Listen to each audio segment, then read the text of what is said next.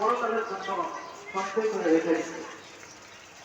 বান্দা মৃত্যুবরণ করবে, যখন দেখবে তার আমল নামায় কমতে এসে করছে, তখন আল্লাহ বলছে দুনিয়াতে আপনার কষ্ট দোয়া করছিলাম, কিন্তু তোমার সেই দোয়াটা আসসালামু কবুল হয়েছে। আলাইকুম ওরহমতুল্লাহি ওবরাকাতু।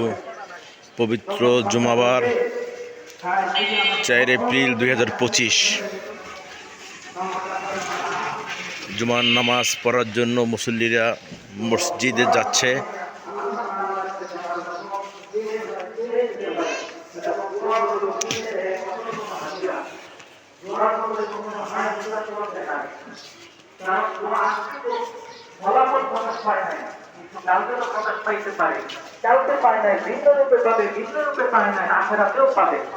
তাই দোয়ার ব্যাপারে সবসময় এই অন্তরে এই ধারণা রাখা যে আমার দোয়া আল্লাহ তাআলা কবুল করবেই করবেন, কবুল হওয়ার ব্যাপারে আশা রাখা।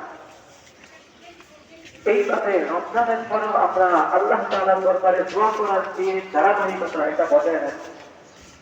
রমজান ছাড়াও দোয়া করার বিশেষ কিছু মুহূর্ত রয়েছে, যেমন দোয়া কবুল হয় আযানের পরে, নামাজের আগে, এই মুহূর্তে দোয়া কবুল হয়।